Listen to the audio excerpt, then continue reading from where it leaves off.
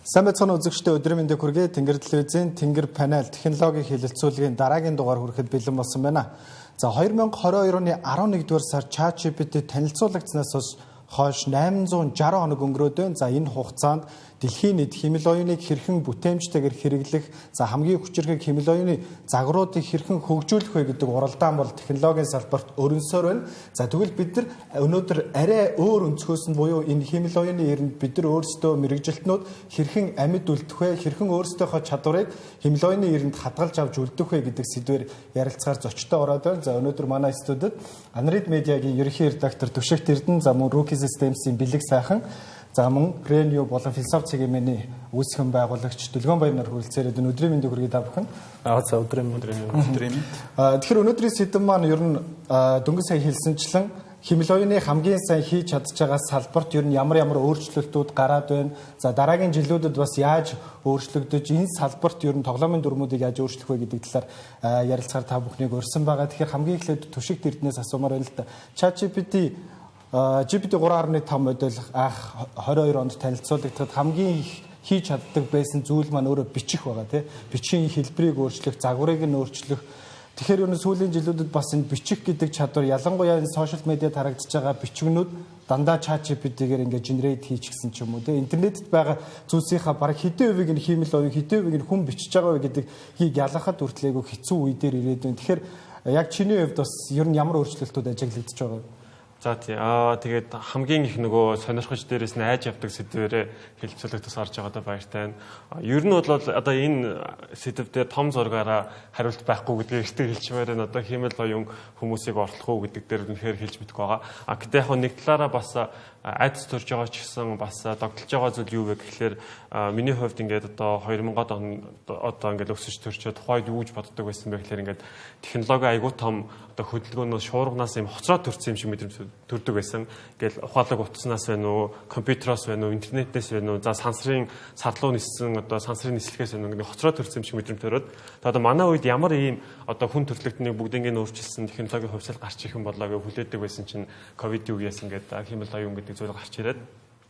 За тэгээд хэмэл оюуны хамгийн сайн чадж байгаа зүйл нь одоо бидний одоо бичдэг хүмүүсийн талхны мөнгө олдог ажиллах бичих чадвар бол үнэхээр өндөр байсан. За тэгээд одоо нөхцөл байдал юу ямар байна вэ гэхлээр за манай редактор жишээлбэл одоо ингээд 10 бичдэг хүн байлаа гэж бодороо 9 нь бол хэмэл оюуны одоо загваруудыг өдөр тутамд ашиглаж одоо бичих чадвар дээр хэрэг тусаа гаргуулж байгаа гэсэн үг тийм. Тэгэхээр бид нар одоогийн байдлаар бол ер нь одоо хэмэл оюуны модулуудыг одоо бичгэд туслагч маягаар ер нь бол нэлээд сайн ашиглаж байна. Гэхдээ нэг асуудал нь яг одоохондоо монгол хэлэн дээр хэмэл оюуны чадвар бас хараахан англи хэлээр гүйцээгүй байгаа учраас бидний яг өдөр тутамд монгол хэлээр бичиж байгаа зүйлсүүд дээр маань бол бас харьцангуй тэгэж одоо game changing буюу те тоглоомын дүрмийг өөрчилөлт авчирсан гэхэд бол эргэлзээтэй байна.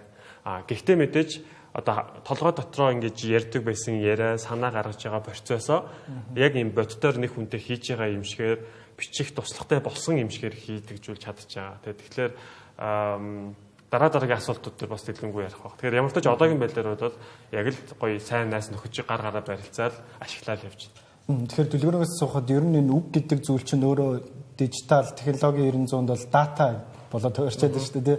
Тэгэхээр ер нь яг ингээд хэмэл оюун гарч ирээд одоо энэ бичгийн чадваруудыг илүү сайжруулах нэг талаас нөгөө талаас хүн өөрөө бичихгүй биш. Тэр чинь өөр нэг систем бичээд байна гэсэн үг. Тэгэхээр энэ үгийн үнц нь үгийн бидэнд үзүүлэх нөлөө ер нь цаашдаа ер нь яаж өөрчлөгдөх вэ? Чи бас энэ дээр ямар байр суурьтай?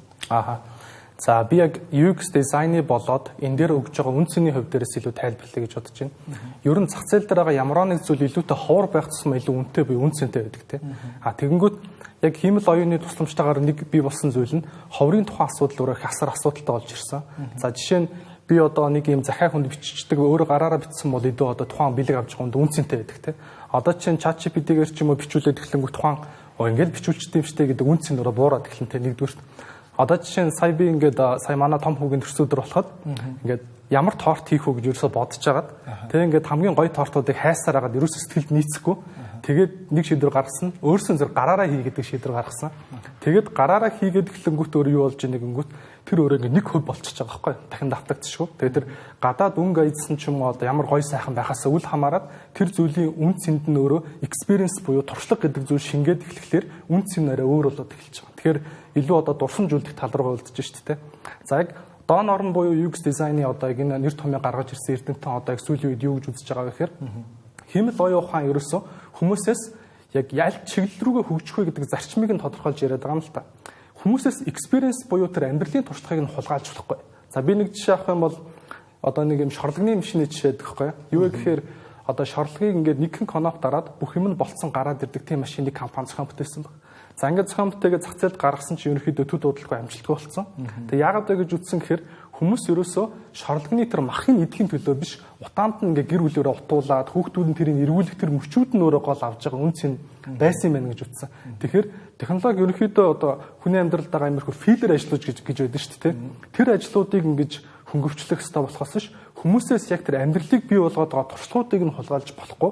Тэгэхээр яг UX дизайнерын үүднээс болоод ирэнгүүт яаж хүмүүсээс тэр амьдралын одоо үн цэнтэй туршлагуудыг нь хэвээр нь хадгалж үлдэх вэ гэдэг тал руугаа зарчим байдлаар бид нар ажил хөдөлмөртөө шингээх гэдэг одоо асуудал хөндөд эхэлчихэж байгаа. За би одоо жишээ нь түрүүний нөгөө нэг Ghibli стайлыг дөөрөөсөн асуудал бүр шууган тарьсан шүү дээ. Тэрэн дээр ингээд олон хүмүүс ингээд одоо шууд үн цэнийг нь аваад өөрийнхөө зургийг хувиргаад байгаа одоо өөр шууд үн цэн авчаад байгаа болохоор бөөнөр хэрэглээд нь шүү дээ. Гэхдээ тэрэн дээр ямар нэг асуудал үүсэж байгаа гэхээр бид нэг юмыг хизээч буцааж авч чадахгүй болцсон. Юу юм гэхээр тэр хувиргасан хүмүүс дахиад Ghibli-гийн шинэ кино гарахад үзээд өмнөх шиг кайф авч чадахгүй гэсэн. Яг тэр ховор байхад болчихж байгаа байхгүй. Одоо тэр стайл гэх юм өнгө айс бүтээл өөрөө ховор зөвхөн тэр хүний хийж чаддаг зүйл байсан болохоор үн цэнтэй байсан. За одоо бүх хүн ингэ ашиглаад байдаг л нэг зүйл одоо тэгэлчингүүт одоо жишээ нь бид нар баг багта мандрин идэнгүүт одоо гоё санагдаад те одоо зай байж дэдэг штэ болцсонтой адилхан болчихж байгаа байхгүй. Тэгэхээр хулгайлж болохгүй хэсэг маань өөрөө юу вэ гэдэг дээр нөгөө технологиг бүтээж байгаа хүмүүс нь зарчмын хувьд одоо жишээ нь ингэ чиглэлээ барихгүй бол ерөөсөө одоо жишээ нь нөгөө нэг амьдралыг өөрөөс нь хулгайлах гэдэг юм шиг процесс болоод байгаа. Тэгээд дизайны салбарын үүднээс товчхон хариулахад юм байна. Түрүүний үг рүүгээ буцаад ороход юу болж байгаа вэ гэхээр одоо UX дизайны салбартыг миний өнөөдрийн ажил дээр хэрэгжилж байгаа хэсэг дээр бол би ингээ хэрэглэгчийн судалгаа авсан бахан түүхий датагаа нийлүүлээд анализ хийх дээр бол ChatGPT-г бол илбэг шууд ашиглаж байгаа. Одоо төлбөртэй хэлбэрүүд дээр.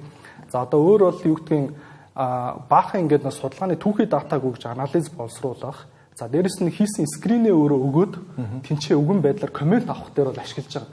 За тэр бол одоо жишээ нь яалтчгүй бол хөнгөвчлөх бол хэсэг мөн. Тэрийг одоо жишээ нь юу гэдгийг өөр нэг бата гэдэг хүн хийснээрээ арай үнц нь үүсгэр ажил биш байсан байхгүй. Одоо орлуулчихад бол окей хийсэн ажил гэсэн үг шүү дээ. Ингэж ер нь заагалж харуул зүгээр юм шиг санагдав. Би тэгэхээр ChatGPT-тэй анх танилцчихсан өөрийн туршлагаасаа ер нь хуваалцаад 11 сарын 5-ны өдөр яг ингээ өглөө ингээ мэдээ харсан чинь бүх мэдээний сайтууд ингээл ChatGPT гэл нэг юм чатбот гарлаа гэл. Тэгээд миний хамгийн их сонирхол татчихсан зүйл маань энэ AI өөрөө код бичиж чаддаг. Тэгээ ингээд хөгжүүлэгчдийн код бичиж байгаа зүйлийг илүү сайжруулдаг ч юм уу те эсвэл бичихгүй байгаа зүйлийг нь тэрийг нь алдааг нь олж өгч чаддаг гэдэг нь миний хувьд бол тухайн өдөр хамгийн их анхаарал татчихсан зүйл. За ер нь сүүлийн 2 жилийн хугацаанд одоо Gemini гарч ирэл те DeepSeek гарч ирэл эсвэл энэ хамгийн сүүлийн хятадын Manus AI гарч ирэл энэ код бичиж байгаа чадвар нь улам сайжраад их шиг байна л да. Тэгэхээр ер нь энэ программистуудын хувьд бас юу болж өнгөрөөд энэ сүүлийн 2 жилийн хугацаанд код бичихтэй холбоотой мөн AI орж ирснээр юу өөрчлөгдөж байна? За миний хувьд бас яг хамгийн анх ихэндээ болохоор одоо ингээд ChatGPT коджуулаад байна ч юм уу. За GitHub-ийн Copilot гээл тэ. За энэ AI assistant ч юм уу editor. За ингэ гарч ирээд тухайн үедээ бол би жоохон дургу бол байсан. Ягаад гэхээр зүгээр ингээд бодохгүйгээр тэ бичээл код бидэж аваад ажилуулна гэдэг чинь бол өөрөө байж болохгүй. За тэгээд ер нь бол ингээд яг хоо би ч одоо ингээд багийн хахлах гэдэг бас ингээд шинээр орсон залуучуудаа бол бас хичээл орох ч юм уу тэ. Ингээд зааж өгөх хэрэгтэй. За тэгээ нөгөө хүмүүс маань ингээл харахаар тий одоо YouTube нэ тийм эсвэл ChatGPT одоо нэг л кодчлээ. За ингэж бол болохгүй яалах өөрсдөө хийгээд. За ингэж явж байгаад би өөрөө яасан бэ гэхээр биднээс нэг мобайл аппликейшн хөгжүүлэлтэн дээр. За яг ингээд нэлээд ингээд доод төвшин рүү очиад C-ийн төвшин дээр ингээд нэг код бичүүлээд манай дээр ингээд алдаа гараад болдгоо. За нөгөө алдаагаа бид нэр сайн олж чаддгоо. Тэгээд туршлага бас жоохон бага. За тэгээд ерөнхийдөө 3 өдөр ноцтолтод яасан бэ гэхээр за ер нь ингэж яхаар өөртөө ч барахгүй. Copilot дээр өгөөд үзье засуулах гэдэг. Ер нь яаж юм гэсэн чинь манай кодыг засаад өгсөн баг. За яг тэр үеэс хойш за би бол те чин За 2-3 цаг оролцсоноос хамаал 2-3 өдөр бөөнөр оролдоод чадаагүй юмыг 2-3 минутанд чадчихлаа шүү дээ. Тэгэхээр за бид нар энийг бол угаасаа ер нь бол аваад ашиглахаас өөр аргагүй байна. Ер нь бол хүлээн зөвшөөрсөн.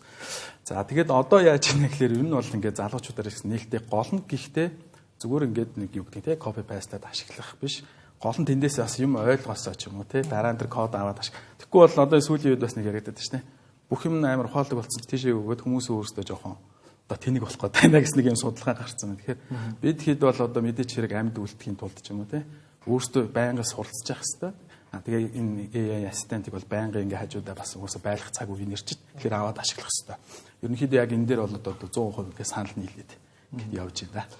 Хэдийгээр яг одоо танилцуулагдаад байгаа хиймэл оюуны системүүд маань бидний бүтээлч байдлыг улам нэмэгдүүлж илүү олон цагт зарцуулдаг байсан ажлыг хэдхэн минутанд хийх боломжуудыг олгож байгаа боловч нэг талаасаа үнц нь энэ нь үнцэнтэй энэ нь арай бага үнцэнтэй гэнэ анх автоматжуулалт үйлдвэрлэлийн систем ингэж анх эхэлж исэн үе рүү ер нь одоо энэ дизайн бичиг тэ энэ кодын салбарууд ер нь аягүйх нөлөөлж байгаа юм шиг харагдаж байгаа. Тэгэхээр гар хийцэлийн ширээ илүү үнцэнтэй байдаг шиг тэ гар хийцэлийн тухайн хүний бичсэн бичвэр илүү үнцэнтэй болох цаг ер нь ирэх үү түшиглэн дээрээс юу гэж бодож байна?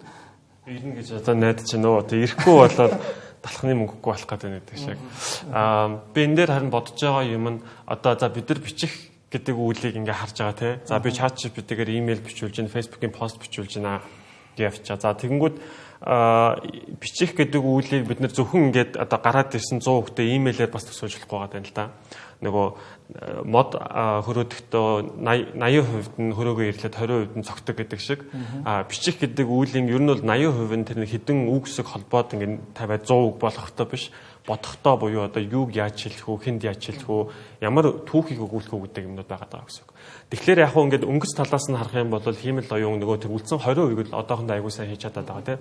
За мэдээж ирээдүйд 10 жилийн дараа 20 жилийн дараа AI-ын ч юм уу гарч ирээд бодох гэдэг үйлийг нь хийж эхэлдэг болох байх. За тэгэхээр тухайн үед нь бас нэг юм бодож олох байх гэж бодож байгаа. Яг үнцэн гэдэг асуудал дээр одоо би яг өнгөрсөн 7 хоногт одоо ойрхон жишээ байна л да. Би ингээд нэлээд том одоо групп компани текст хянах ажлыг хийж өглөө. За ингээд нэлээд урт текст бичсэн байгаа. За тэгээд би ингээд уншаа явж ирсэн чинь мэдээж эхлээд орчил мөрчлөг хүн өөрөө бичсэн байгаа байхгүй юу. Тэгээ хүний бичсэн юм алдаатай ч гэсэн ямар гоё ингээд органик юм бэ те ингээд өөр мэдрэгдэж байна. Гэт гаргаж ирж байгаа үгнүүд нь үгийн сонголт нь яг ингээд дүрмийн алдаатай, найруулгын алдаатай айгүй сонирм бичсэн байгаа ч гэсэн тэр нэг хэлэх гээд байгаа тэр нэг гоё түүхий санаа нь бол амар гоё. Тэнгүүд ингээд би засаж байгаа хүний хувьд тэрийг нь бүр гоё болгоод засчихж байгаа юм.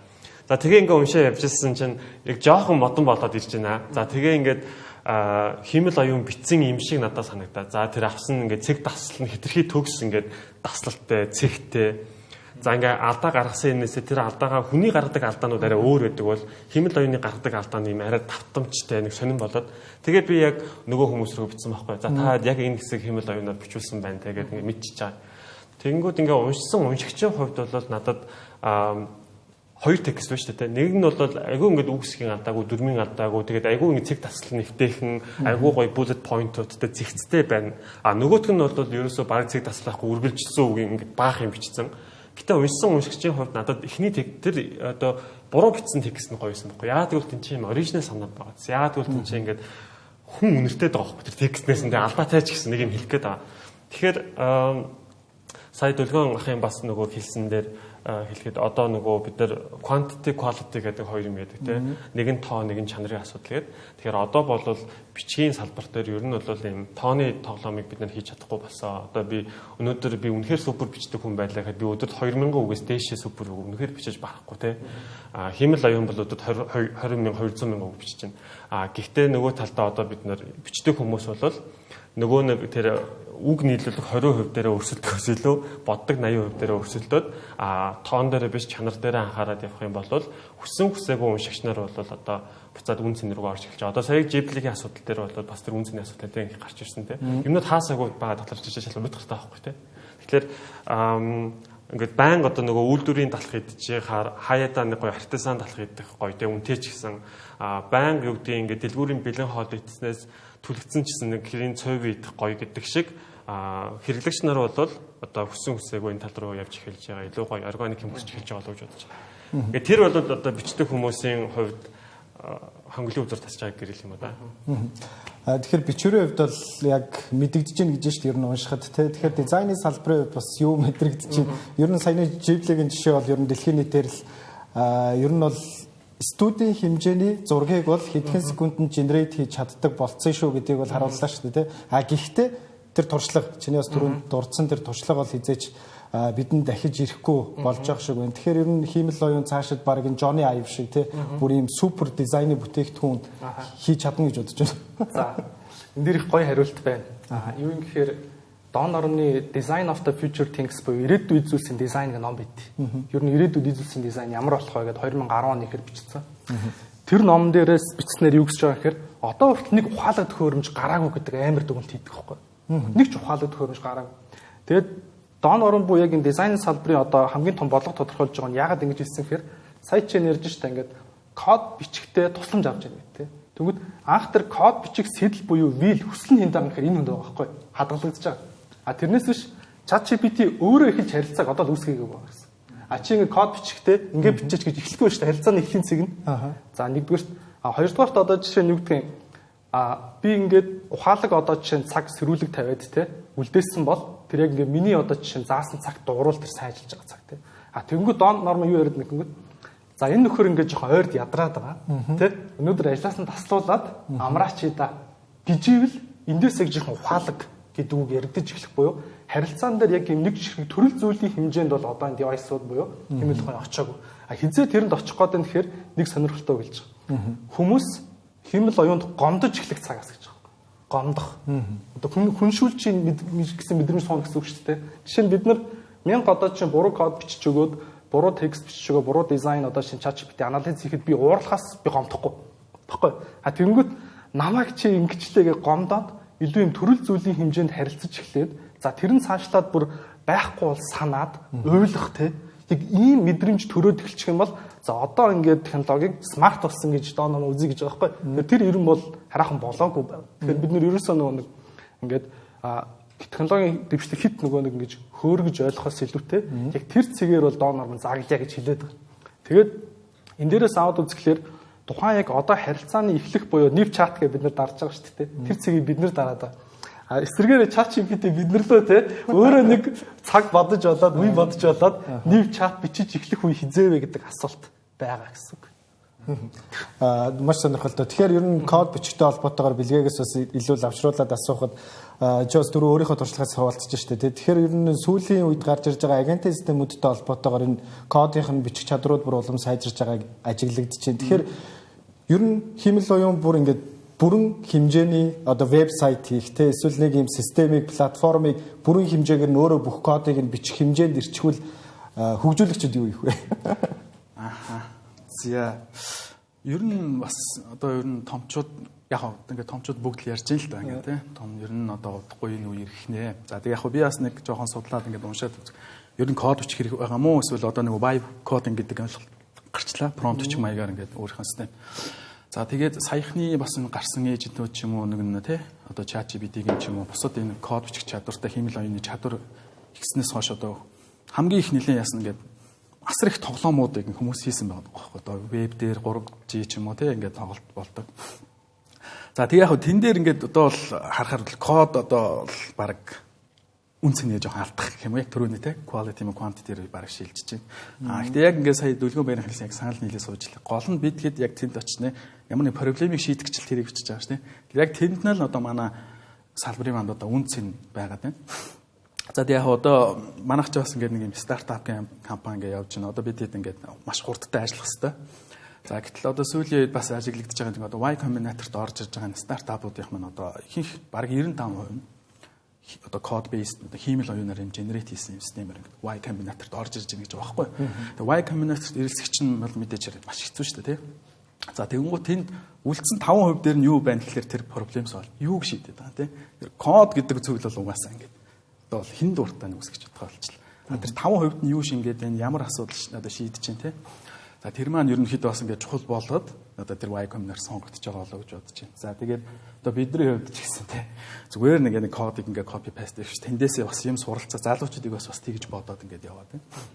За тэгээд одоо мэдгүй ер нь баг энэ жилдээ би бас нэгэд харахад статистикийн хувьд нь За 25 оны сүүл гэхэд нийт одоо ингээд код бичиж байгаа тийм ингээд хэмжээний 90% нь бол ингээд автомат юм уу эйженттэй тийм AI-аар бичсэн юм кодууд бол эзэлнэ гэсэн ингээд стомчууд маань хэлсэн байлаа.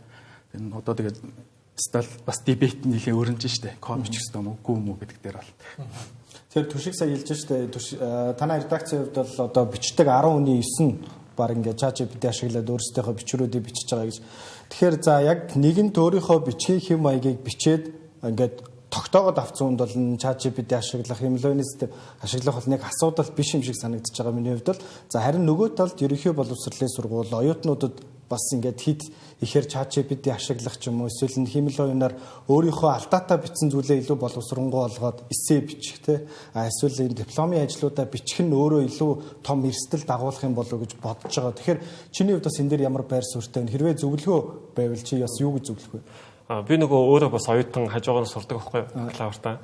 Тэгээд яг одоо 18 19 дэх оюутнуудтай цугтаа суралцаа, цугцаа лекцэнд суугаад явдаг л та. Тэгээд бид нар дээр ингээ семинар дээр даалгаврууд ирдэг. Тэгээ за одоо хүн одоо шударга хөдөлмөрлөөд баяжих зөв үү гэдэг жишээлбэл асуулт одоо өнгөрсөн 7 хоногийн манай семинар хичээл тэр гэж байгаа байхгүй. За тэгэл би тэрийг чи ингээд бодоод бичиж байгаа шүү дээ. За тэгээ би ингээд аргашаа харсан чинь ер нь ихэнх хүүхдүүд би ингээд скринийг хараад ChatGPT-ийг баримжаа авчих байхгүй. Ийм нэг жоохон сааралд өнгөтэй скрин дээр нь цагаан текст явцсан. Тэгээ ингээд тайпинг хийж байгаа айгу хурдан тайпинг хийдэг скринтэй. Тэгээд ер нь бол миний зүгээр анзаарснаар Монгол болоод их сургуулийн хүрээнд хэмэл оюуны хэрэглээ үнэхээр өндөр байгаа юм байна. Бараг 10 оюутны 8 нь бол ашиглаж байна. Тэр асуултуудад хариулахдаа одоо ашиглаж байна гэж бодож байгаа. За энэ тэгээд яг ингэж бодох юм бол нэгдүгээр зүгээр миний айгу эмзэглэж байгаа зүйл нь за бид нар хэмэл оюунтай одоо ингээд зохицож амьдрын өрсөлдөж амьдрын гэх ингээд бодож байгаа бол нэгдүгээрт одоо хэмэл оюунаар ингээд одоо бодох ажлаа хийлгээд авах юм бол хүний гол өгөгдсөн өгдлөө бидний алдан буюу ямар ч хожих боломжгүй тоглоомд өөртөө явж ороод байна. Донтоод байна гэдэг асуудал байна. За хоёрдугаарт нь болохоор яг хэмэл оюунаар бичих чадвараа сайжруулаад бичсэн юм асуулаад байх юм бол хүн компьютер шиг бичиж чаддаг бол нэцэн дүндээ. Тэгээд та хэрвээ таны зорилго компьютер шиг бичдэг болмоор байгаа бол окей асуудалгүй сурчиж болно. Гэтэ 10 жилийн дараа бол та өөрөө компьютерод хэлэхгүй болно. Буюу таны ялгарл гарч ирэхгүй болж байгаа. За тэгэхээр та алдаатай ч гэсэн зөв буруу ч гэсэн бай. Энэ нэг бодол гэдэг энэ нэг одоо одоохондоо хэмэл оюун ухааны дуурайж чадахгүй байгаа энэ нэг хийсвэр өнгө бодоггүй хөвөлзөө явж байгаа энэ юм а өөрийнхөө одоо царай мотойчсан тэрийг гаргаж сурах чадвартаа суралцж 10 жилийн дараа хоолтой байх болов уу гэж бүр бодоод байгаа. Тэгээ одоохондоо бол тэгэл нэг хичээл дээр хуудаа дүн авах шиг одоо амрах юм алга. Тэгээ урт хугацаа гарах юм бол тэр нь жоогцсон. Тэгэхээр дүлгөнөөс суухад ер нь бол түшгийн санаа бол бичвэрийн хувьд бол алдаатай ч байсан бичээд авах хэрэгтэй л гэж штэ тий. Нэг ChatGPT нэг ашиглахгүйгээр. Гэхдээ за үнэхээр нэг юм механик ажлуудад бол ашиглаад явал илүү үр дүнтэй гэж харагдаж байна. Тэгэхээр яг дизайны хувьд тий чи бас өөрөө бас өөрийнхөө гаргаж байгаа дизайнуудыг сайжруулахын хувьд бас ямар байдлаар ашиглаж байна? За ер нь нөгөө нэг тухайн ингээд харилцааны дизайныг авч үзэхдээ 3 түвшинд авч үздэг. За хамгийн доод буюу чөмөг хэсэгт нь visceral буюу одоо ингээд ийм мэдрэмжийн түвшний харилцаанууд явдаг. Дунд түвшинд behavioral буюу одоо ингээд үйлдэлийн шинжтэй. Бүр дээдлэлт нь одоо reflective буюу ингээд ойлгож бодож нэлээд нягуур хийдэг харилцаанууд явдаг. За бид нар ингээд ямар нэг хэмэл оюун ухаанаас хүнд өгж байгаа инпутууд байна шүү дээ. Тэднэр бол одоогоор одоо яг тэр reflective шатн дээр байгаа гэсэн. За цаашлаа жоохон behavioral руу зураг өгөх чадж байгаа. Тэнгүүд хоёлоо одоо жишээ нь ингээд надаас асуултсан юм ярьж штэ дөрүлээ юм ярьж байна. Тэнгүүд ягаад бид гураас асуух асуултыг зүгээр ChatGPT-гээс асуугаад зүгээр ингээд уншуулад нэвтрүүлгийч болоогүй гэдэг асуулт ивчиж байгаа байхгүй. Ягаад вэ гэхээр ямар ч нэг 3 өөр зэрэгтэй өөр хүн суугаад юу ярихдаа инээж юм одоо чинь биний ямар хилэмжтэй байна гэдэг нь тэр visceral түвшний харилцааг илэрхийлж байдаг. Тэгэхээр яг тэр visceral түвшний харилцааг бол яг технологи орлох боломжгүй гэж одоо үзээд байгаа. Одоогор олж чадахгүй. Тэгэхээр тэр харилцааг бол үүсгэхэд ялангуяа дизайнер бол өөрснөө гардаж хийхээс бол зайшгүй.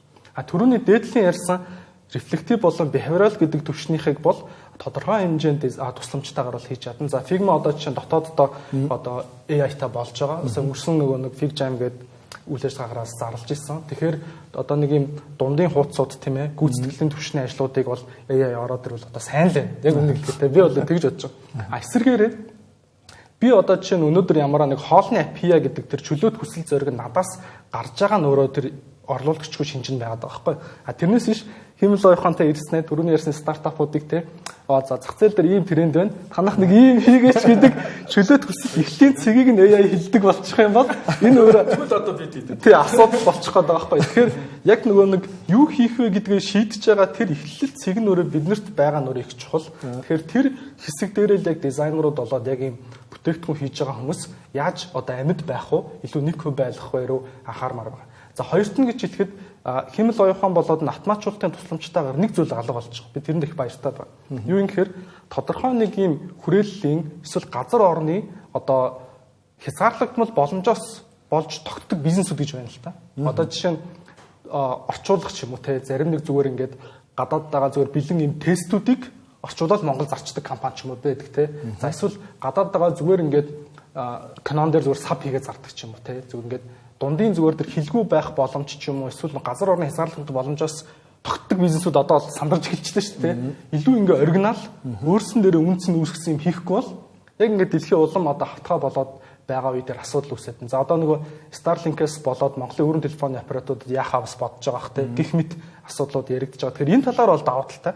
Түрүүний нэгдүгээрт ярьсан тэр харилцааны 3 төвчний тэр яг Scral гэдэг төвчнөл бол хараахан орчдохгүй. Одоо чинь 1000 те 2 одоо хос ингээ чатлаад байвал салчих шүү дээ гэж уулзахгүй болно. Тэгэхээр ингээд ядаж бивийнхаа те одоо арьсных нь хаана ингээд надтай ярих дагцар нь улаагаад байна, үрчигээд байна те. Эсвэл одоо юу гэдгийг хөлрөөд байна уу энэ одоо ингээд сандраад байна гэдгийг нь харж ярьж тэр Scral гэдэг юм үүсдэг. Тэгэхээр яаж ийм дизайн хийх үү гэдэг рүү томчууд анхаарчих. Том төвчний одоо бодлого тодорхойлох дизайнерууд.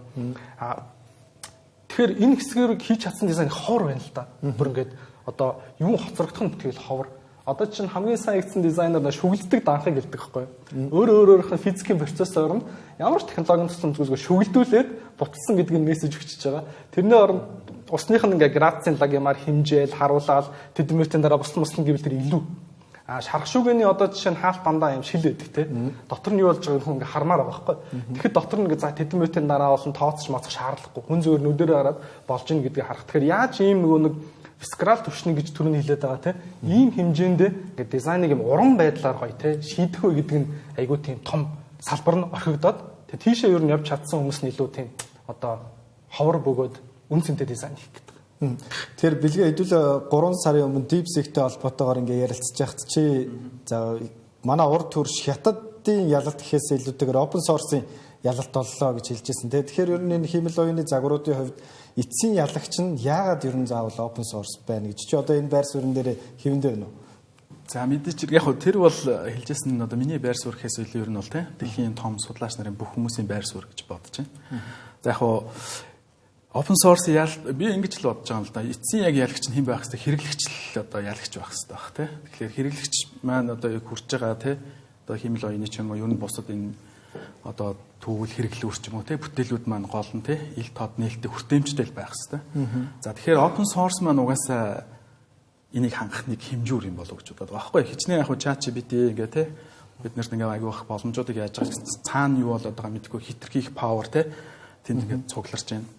Одоо бас би зүгээр ингээ яхад Ghibli-гийн тэр юун дээр одоо OpenAI тэр юугаа ингээ тий image generating боломжтой болцсон ингээ тэгэхэд юу гэсэн байлаа да. Нэг цагийн дотор билүү 1 сая зураг цугларсан гэдэг тий. Бидний privacy бас юу болж байгаа бид нараас юм ашиглахтаа ингээ өгөөд байна шүү дээ тий. За тэгэхээр яг open source бол бидний хувьд бол харин тий өөрсдөө дата контролдох ч юм ингээ боломжийг өгч байна. Гэхдээ open source яг дангаараа байгаад бас болохгүй байна. Яг тэгэхээр хувийн байгууллага байж тэрийг урагшлуулна ч юм уу тий биднэрт илүү value шингээж бүтээгдэхүүн үйлчлэгийг явуулна. Одоо open source байлаа гэдэг одоо яг түрүүний тий хэмэл оюунаар бид ингээд баахан код бичүүлээ ч юм хийчихэд тэрийг ингээд урт хугацаанд ингээд авч явах гэдэг чинь open source ч юм уу тий NGO байгууллагууд болж чадахгүй. Тэгэхээр тэрэн дээр ямар заавал нэг хувийн байгууллага орж илүү биднэрт value шингээж илүү хэлбэр болгож илүү хүртээмжтэй болгож явна. Тэгэхээр яг эцсийн хэрэглэгч нь бол мэдээж хэрэг одоо хэрэглэгч гэж бодож байна. Гэхдээ тэрийг хангах хамгийн том суурь нь бол яа харахгүй одоо энэ open source. Тэгэхээр open source-ыг бид нар ингээд ер нь бол тий энэ маань хамтдаа ингэж явах юм болов уу гэж надад санагдаж байгаа. Яг хөө бидний хувьд бас ингээд нөгөө томчууд маань ингээд тий одоо тодорхой хэмжээнд open source тавьж энэ маань ингээд улам сайжрах. Одоо манай Монголд ч гэсэн яг нөгөө би LLM дээр бас хэлжтэй чимэгийн системийн LLM ч юм. Одоо манайх ч гэсэн яаж байгаа гэхээр DeepSeek рүү ингээд баахан асуултууд шийдээд хариултуудыг аваад цуглуулад өөрсдөө ингээд LLM хийх бас боломжтой болж байгаа. Тэгмээ DeepSeek яагаад байсан бэ гэхээр ChatGPT гарч ирээд одоо тий DeepSeek-ийн зарим дата ч ингээд ChatGPT-ийн дата байна эсвэл ChatGPT-гээр генерейт хийлгүүлээ синтетик датан дээр модельээ сургасан байна ч гэдэг юм аа.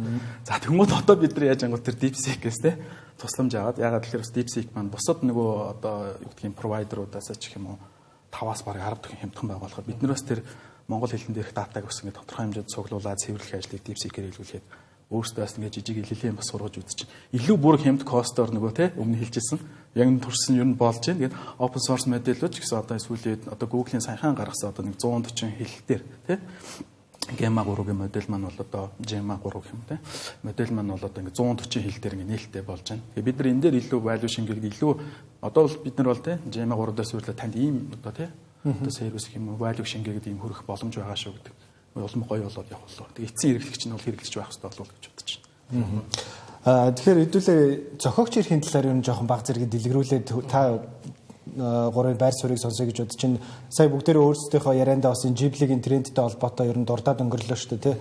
Тэгэхээр яг энэ тренд гарч ирснээр зүгээр ийм сошиал орчинд ялангуяа за одоо монголчуудын хамгийн их нүдэнд өртөж байгаа боловч за сүүлийн бараг 3-4 жилийн хугацаанд ер нь хэмэл оюун болон зохиогчийн эрхийн асуудал бол маш хүчтэй яригдж ирж байна. За мэдээллийн сайтуудын хамгийн том вебсайтуудын нэг болох за мөн сонин эрхэлдэг тэ редакцуудын нэг болох New York Times нь өөрөө OpenAI-г бас шүүхт өгсөн байгаа тий зохиогч эрхтэй холбоотойгоор. Тэгэхээр ер нь энэ хиймэл оюун зохиогч эрх хоёр ер нь цаашдаа хэрхэн яаж уялдаа холбоотой ер нь явуул зүгээр гэж бодож байгаа. Түшигтэй хувьд бас энэ дээр ямар байр суурьтай вэ? Миний бодлоор тийм одоо технологийн компаниуд бол угаасаа л зах зээлийг disrupt буюу түгээж гарч ирж байгаа үедээ бол дүрмгүй тоглоод яаж л хурдан юм хэмээр бүгдийг хийх бах те OpenAI яасантай ер нь адилхан явах бах. Гэтэ нөгөө талдаа зүгээр яг найдаж байгаа юм нь хэрэглэгч нар л түн дээрээ ялгаа цагаа гаргаж сураасаа л гэж бодож байгаа. Ghibli-гийн асуудал дээр одоо миний хамгийн харамсаа тэгээ нийтлэл бичсэн бас шалтгаан ер нь тэр байсан.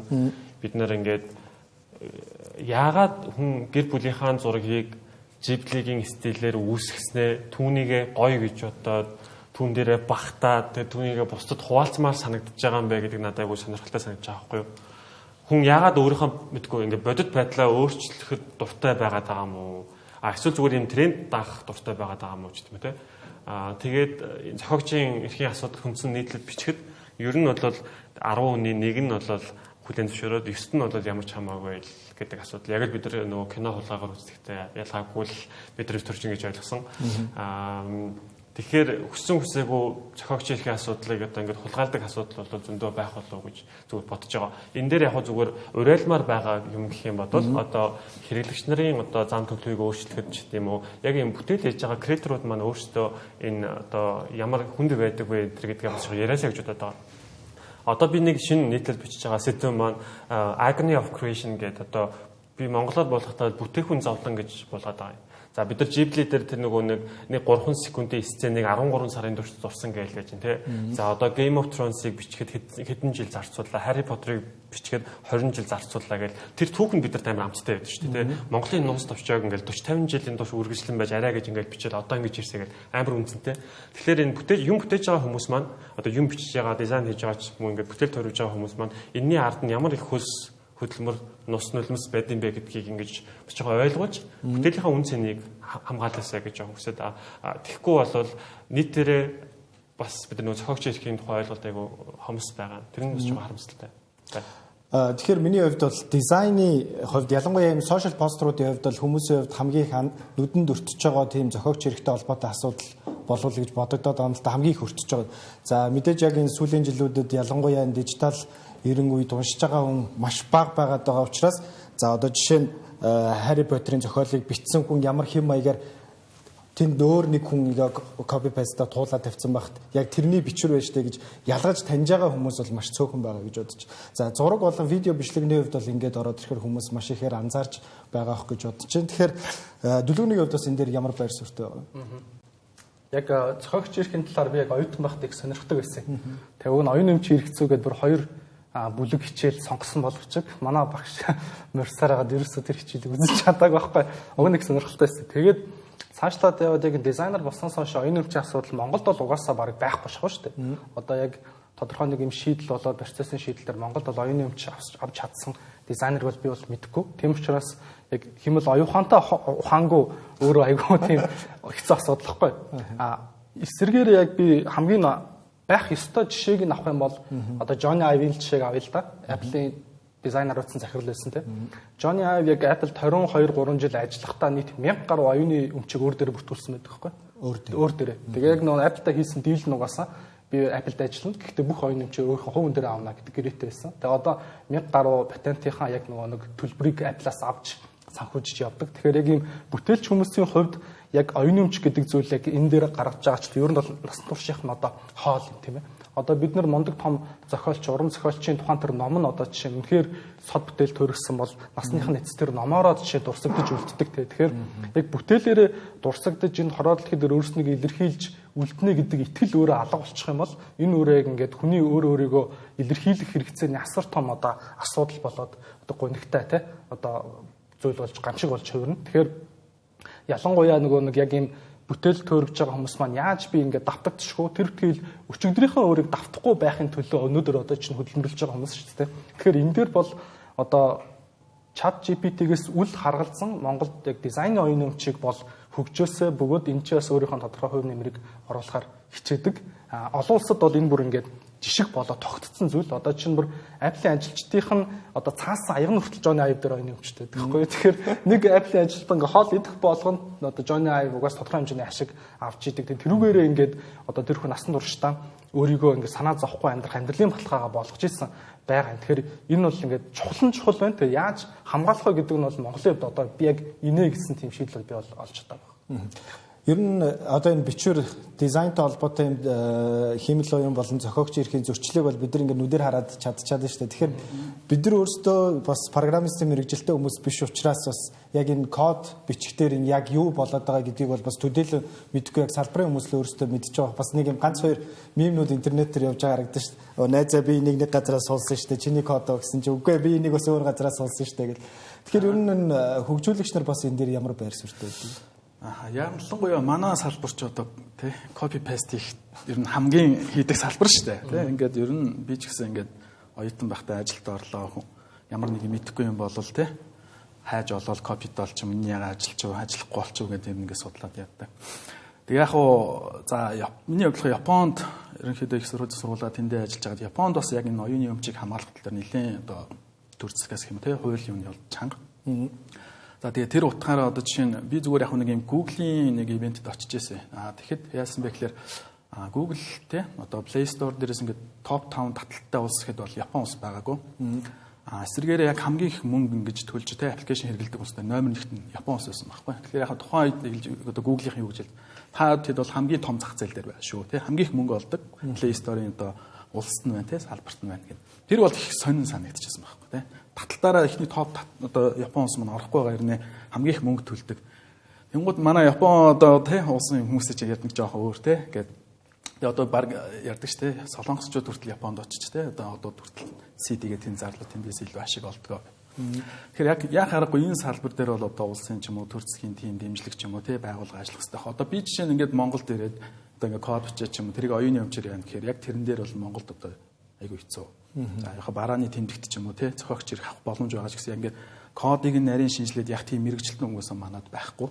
Яг өмнө ингээд биднээс нэг патентжуулалт ч юм ингээд явчмаар байдаг. Тэгээ баг наа чин жил болног бол бид нар жил үлээж чадахгүй шүү дээ тий. Ерөөсөө урагшлал бодож байгаа юм стартап компани. За яг нэг тийм асуудал бол байна. Тэгээд за яг нь зохиогч ирэх ч юм уу тий копирайт ч юм уу оюуны өмч ер нь гэхдээ бас энэ манай салбарыг бас ингээд ерөнхийдөө бас байдаг шүү дээ. Одоо хамгийн том шиг бол Windows шүү дээ тий. Microsoft-ийн системийг дэлхийд дээр одоо ялангуяа манад бол ер нь л үнэгүй ашиглаж сурцсан шүү дээ. Гэхдээ яг нэг юм байгаад байдаг байхгүй юу? Одоо Microsoft үнэгүй ч юм уу тий ингэж маш олноор дистрибьют хийгээг бол өнөөдөр одоо Microsoft-ийн тий тэр бүтээгдэхүүнийг хүмүүс ашиглах уу гэдэг нэг асуудал. Тий одоо гэх юм Microsoft Windows, Word, Excel мөнгө төлөх үү ч юм уу тий. Тэгээ өмнө яг би нэг оюутан байхдаа за ингээл яг янз янзын програмын ч мэдээлэл технологи ингээ нөгөө e-book-уудыг бас ингээл татаж аваа шүү тий. Үнгүүгээр аваад ингээ уншижсэн байгаа. За тэгэнгүүт тэгэхэд би нэг ингээд нэг O'Reilly гэдэг тий Америкийн тийм том publishing компани захирал нь ярьсан юм. Танах ингээд бас оюуны өмч ч юм уу ингээд хүмүүс аюух татаад яваад байна штэ. Та энэ дээр ямар нэг хүчтэй арга хэмжээ авахгүй мүү гэдэг. Яг тэр үний нэг хэлжсэн ерөөд нэг хариулт надад таалагдсан. Яг бид нар бол тэрийг мэдчихэж байгаа. Гэхдээ тэрийг бид хэд ингээд заавал хүчээр ингэж яаж чадахгүй. Тэгээд одоо манай номыг уншиж чадахгүй хүүхд залуучууд бол байгаа. Яг нэг хүн ч гэсэн уншаа те мэдлэгээ дээшлүүлж байвал би бол happy байх болно гэсэн тиймэрхүү юм хариулт хэлсэн байсан. Тэгээ өнөөдөр яг тэрнтэй яг адилхан үнэхээр тэднийх ингээд оюуны өмч юм ингээд бүр маш хүчээр хязгаарлалж бид нар тэрийг уншиж татчих авч чадахгүй байсан бол тэр компани те ном бол best одоо би яаж нэг гоо тий одоо бол ямар ч гэсэн төлбөртөлөө тодолдож авч уншиж байгаа байхгүй тий. Тэгэхээр энэ хоёр нэг зүйл маань бол ингээд үеийн үед л явах болов тий. Тэгэхээр тодорхой хэмжээнд яг нэг бол төр засгаас юугаас дэмжих хэрэгтэй. Гэхдээ бид нар 100% хязгаарлаж чадахгүй. Нөгөө талаас ингээд Америк гэж юм том хүлэн зөвшөөрсөн юм шиг санагдаад байна тий. Тодорхой хэмжээнд одоо яг копирайт ч юм хүмүүс ингээд явж байна. Гэхдээ энэ маань одоо ингээд дэвнэлхийгэр тий тарах боломжийг нөгөө хүмүүст олгоод байна шүү дээ тий. Тэгээ энэ дээр бол яг нэг юм биас нэг юм хоёр нь бол байр суурьтай байдаг. Тэгэхээр зохиогч ирэх гэдэг зүйл маань бас альва нэг хүний гаргаж байгаа шин шийдэл, шин санаанд олгогддог зүйл байгаа шүү дээ. Тэгэхээр ер нь химэл оюуны энэ хэрэгслүүдийг хэрэглүүрүүдийг ашиглаж эхэлснээр та хэдийн хувьд бас өөрсдийнхээ салбарт шин санаа сэдэж гаргаж ирэхдээ ер нь яаж нөлөөлдөг вэ гэдэг тал дээр хэдүүлээ ярилцгаая гэж бодож байна. Тэгэхээр ер нь түшигтийн хувьд бас ер нь чи ингээ бичвэрээ бичиж яхад химэл оюун ашиглаад бичгэд ер нь шин санааны хувьд тий эсвэл тэр бичвэрээ чи дүгнэж төгсөхийн хувьд бас ямар өөрчлөлтүүд байна. Эсвэл бүр ингээ ашиглахгүй зүгээр яг чи өөрөө ингээ дотроо бодоод бичих хоёрын ямар ялгаатай байна. Чи энэ дээр өөрийнхөө байр суурийг гэсэн. Яг хуу азар гэх юм Монгол хэл дээр бол одоохондоо химэл оюун бүр ингээм суур анхны төвшөнд ширээгүй л азар химэл оюунаар бичсэн юм бол яг үнэндээ багангийн хүүхэд бичснээс 7 дор байна. Яг шулуухан хэлгээд тэ. Тэгэхээр яг мэрэгжлийн тал дээр бол монгол хэллээрээ бол нэг одоохондоо ашиглахгүй байна. За илүүтэй яг бодит байдал дээр бол хайлтын системийг бол ер нь химэл оюун орлохын хувьд оролцсон байна. Google-с илүүтэй ChatGPT-ээс хайсан дээр байна. Англи хэл дээр бол харин илүү сайн байгаа нүгээс ойлгомжтой байгаа. Тэгээ энэ дээр яг би зүгээр нэг айгу химэл оюуны бий болоод том давуу талыг хэлэх хэрэгтэй байна гэж бодоод байжлаа. Төлгөөн баяр хас яриандаа дурдчихсан. Одоо ийм хэлний барьер гэдэг буюу нөгөө нэг бид нар англи хэлгүүл бол одоо сүрлээ гэдэг асуудал одоо бас гайгүй болж эхэлж байгаа. Химэл оюуны ачаар буюу хэл сайн сурсныхаа ачаар асуудалгүй болж эхэлж байна. За тэгээ энэ дээр би ямар жишээ бас хэлмээр байна вэ гэхээр одоо та бүхэн ингээд Google руу ороод Монголын тухай бичсэн хамгийн шилдэг 10 номыг ингээ хайх юм бол 7-8 ном дандаа гадаад зохиолчтой номнууд байдаг. Тэгээ нэг ганц 2 ном нь Монгол зохиолчтой. Гэхдээ Монгол зохиолчдын азар одоо юу гэдгийг зохиолчих нь гэр бүлийн хүн гадаад хүн байсан тулдаа тэр ном нь гадаад хэлээр гараад нэг гайгүй болцсон тийм. Ингээд харах юм бол өөрөөр хэлбэл бид нар зөвхөн ингээд монгол хэлээр бодохгүй зүгээр Монголын төв соёлыг гадаадын уншигч нарт хүргэе гэх юм бол яг үндэ бид нар үнэхээр чадахгүй. Одоохондоо хаанч хүрч чадахгүй байгаа. За тэгэнгүүт химэл оюун энэ дээр ямар боломж гаргаж өгч гэнэ гэхээр өнөөдөр би монголоор юм бичсэн. Түүнийг англи хэл рүү хөрвүүлэх дээр химэл оюун бол асар том орон зай нээж өгч байгаа. Монголоор уншдаг 3 сая хүн байлаа гэхэд цаана англиар уншдаг 3 тэрбум буюу 1000 дахин том зах зээл бидэрт нээж өгч байгаа бичдэг хүмүүсийн хувьд. Тэгэхээр нэг талаа бид нар ингээд зүгээр энгийн механик бичдэг юмнуудаа ажлаа алдаад байгаа юм боловч нөгөө талдаа бүр асар том бидний өдөр тутмын хийдэг юмнаас бүр хэдэн мянган дахин том зах зээл бидэрт бол нээж өгöd байгаа энэ технологи. Тэгэхээр бид нар бичдэг хүмүүс бас түүнийг илүү ашиглах ёстой болов уу гэж бодод байна. Асуулт таны бол та сүүлийн шин санаа. Шин санаа. Би тэгээд бас жишээн дээр ярихад би бас хаяада нөгөө юм брендийн нэр олох, брендийн слоган олох ажиллаад байдаг хгүй монгол хэлтэн дээр.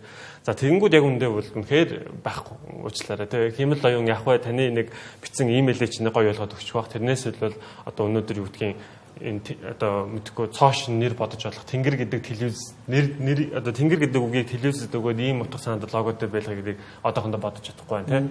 Тэгэхээр шин санаан дээр бол хараахан болоогүй нэг жаа. Би энэ дээр бас нэг бэлтгэсэн байсан нэг агуулга юу байгаа вэ гэхээр Hawaii Write гэдэг энэ бичгүүн тухай агуулгаг подкаст гэхгүй. Тэрэнд хамгийн сарын өмнө сайн мальтман ороод OpenAI захирал нь ороод зөвхөн бичгүүн тухай яриад тэгээ нөхөр асуусан байгаа байхгүй хөтлөгч нь за ер нь бичээч нарыг одоо химэл оюун үгүй болох уу гэсэн чинь сайн мальтман өөрөө юу гэсэн бэ гэхээр за нэгдүгээр химэл оюун бол учиргүй бичээч нарыг байхгүй болгочихгүй.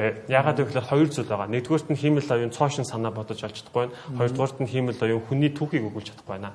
За хэрвээ энэ хоёрыг хийж чаддаг болчих юм бол бид нэр угаасаа одоо бичих тухайч яриад нэмэргүй тэр чигээрээ хүн гэдэг чи юу юм бэ гэдэг асуудал руу орно гэж хэлж байгаа. Тэгэхээр одоохондоо бол шин санаан дээр химэл оюун хүнийг гүйцэхгүй байна. Тэгэхээр би энэ хугацааг зүгээр яг ингээд айгүй өөдрөгөр ботход ядаж нэг 5 жилийн хугацаа байгаа болов уу гэж юу найдаж байгаа.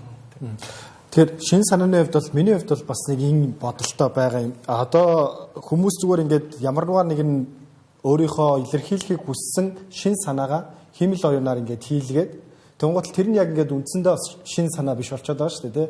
Тэр системийнх нь суйрлуулсан датан дээр өгөгдөж гарч ирж байгаа тийм хариултууд болчиход байгаа. Тэгэхээр яг зөвхөн энэ байдал дээр ийм шин санаа гаргах дээр ингээ химэл оюуныг ингээ ашиглаад явах нь ер нь хэр үр дүнтэй хэр юу байгаа вэ гэдэг санаа байгаад байна. Тэгэхээр дүлгөнөөс асуухад ер нь чи бас өөрийнхөө ажлууд дээр ингээ химэл оюуны хэрэгслүүдийг ингээ төлөвүүдийг ингээ ашиглаа явахад шин санаа боловсруулах дээр ер нь бас ямар бүтээмжтэй юмуд ажиглагдаж байна.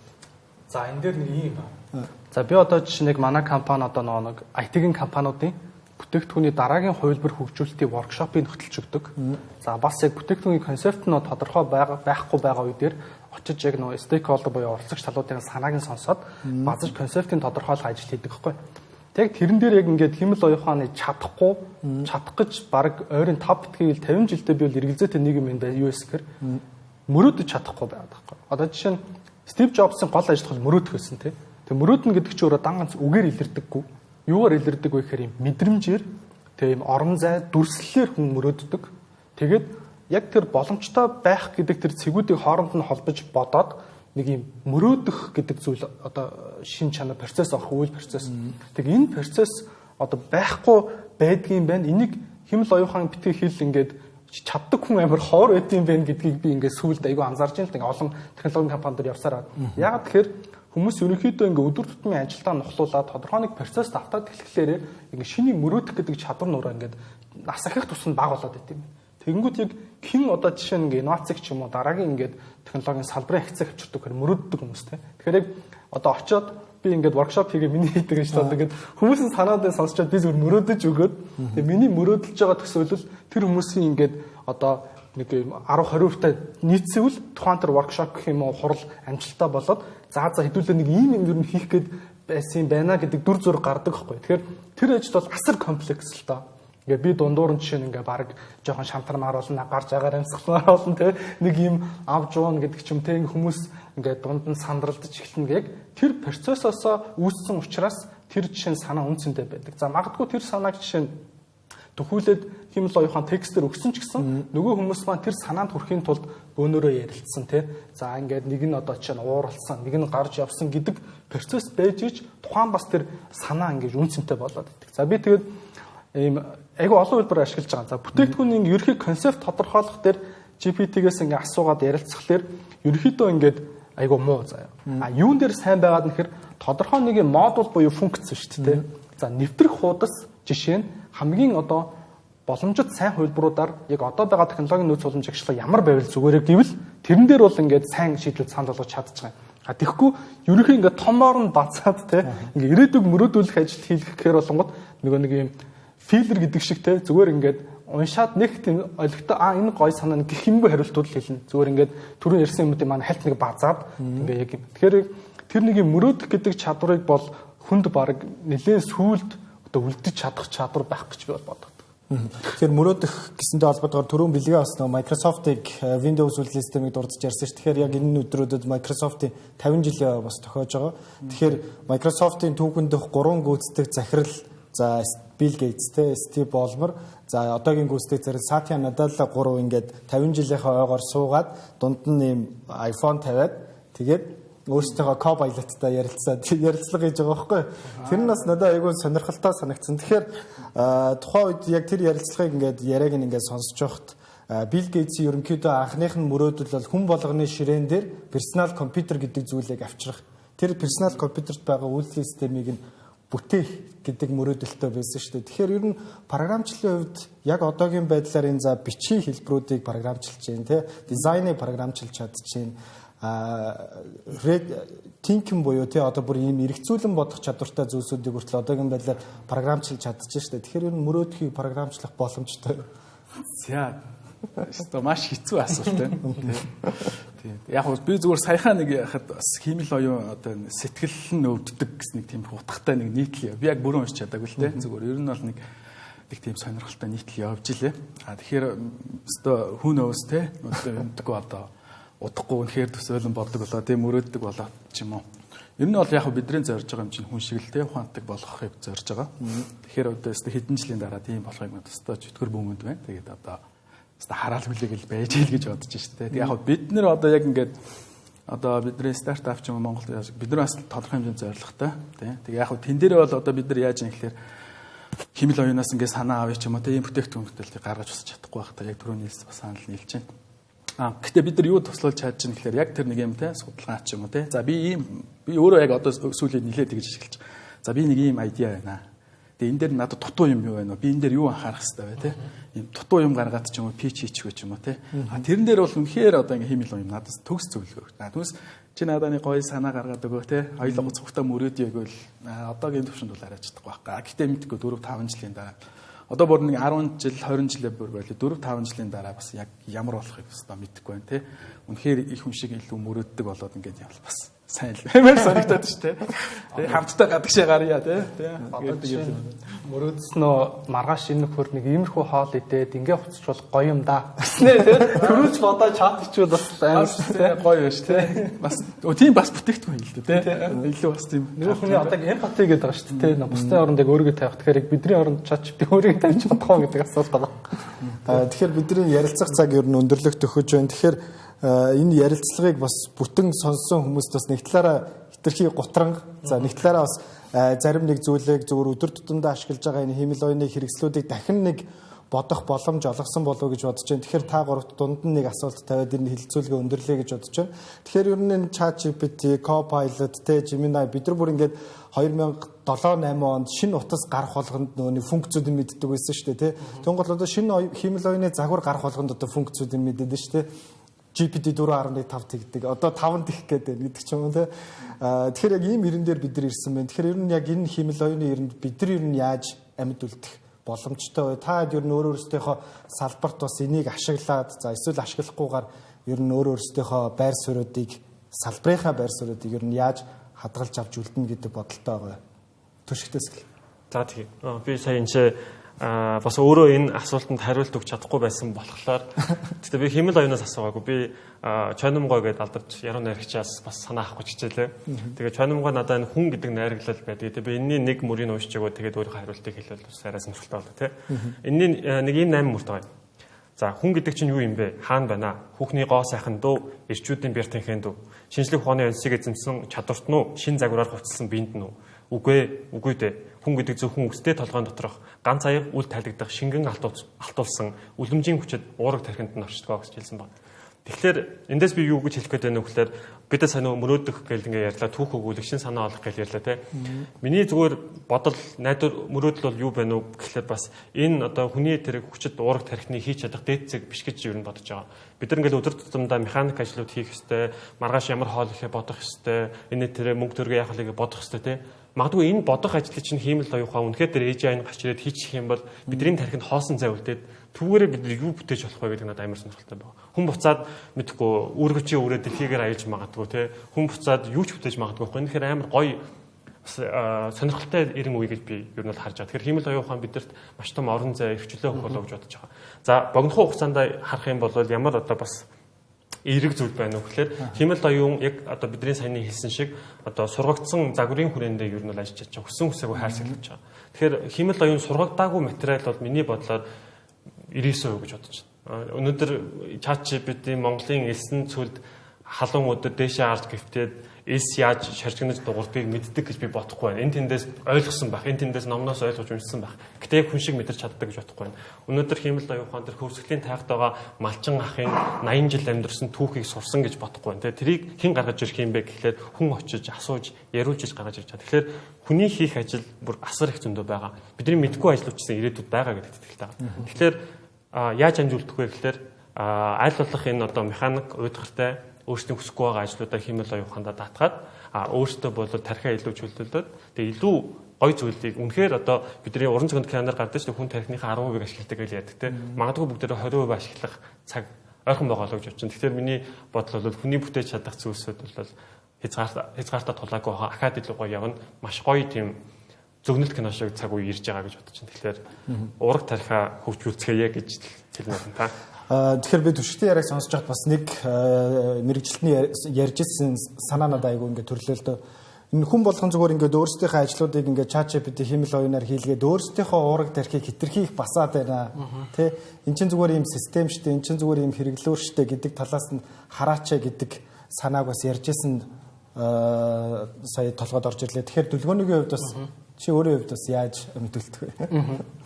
За би ингэж бодсон. Одоо надад ингээд ойрт бодогдоод байгаа зүйл нь би ингээд өөрийнхөө хүүхдүүдэд ямар мэрэгжил сонгоорой гэж зөвлөх вэ те. Одоо манай хүүхдүүд нэг 15 жилийн дараа 20 жилийн дараа яг юу хийх бол гэдэг айгу сони асуулт руу сүүлийн нэг сар бодож байгаа.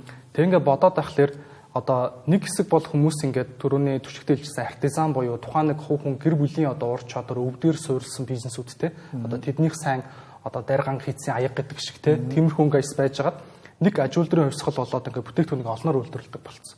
За тэгэнгүүт одоо бидний одоо жишээ нь ингээд өссөн ч юм уу орон зайд бид нар мэдэн шүү дээ ингээд тодорхой нэг ур чадварыг хурдан сураад те англи хэл ч юм уу бичих ч юм уу дизайн ч юм хурдан сураад тэгээс нийгэмд үнс нь оруулаад мөнгө олдог юм байсан бол энэ бол би бол 20 жилийн дараа бол их өөр болно гэж бодоод байгаа. Юу илүүтэй болох гээд нэхэр эргээгээ тэр артизан тал руугаа тухайн нэг юм гэр бүл эсвэл ингээд нэг юм өв легаси дамжсан бизнесүүд гэх юм уу одоо тэр үнс нь үүсгдэг нийгэмлэгүүд те илүү ингээд оршин тогтноод эсрэгээр ийм одоо автоматжих боломжтой филлер гэж одоо нэрлэх юм одоо ажлууд бол алга болоод тэгээд явах юм. Тэгэхээр би бол бодсон яг яаж одоо юу гэдгийг ингээд ийм legacy маань айгуу тийм өөр байх юм байна да гэж бодоод байгаа. Тэрнээс нь юу гэдгийг 20 жилийн дараа манай хөтлөө одоо нэг дизайнер ч юм уу программист болоод тий яг амжилт олохгүй байхаа гэж бодоод байгаа байхгүй. Тэгэхээр ирээдүйд яг ингээд яг ямар мэрэгчлийнхэн би мэдэхгүй байна. Гэтэ ямар ч байсан нэг тийм өөрийн хувь шинжрүү те одоо индивидуал тэр шинжрүүгээ илүү ингэж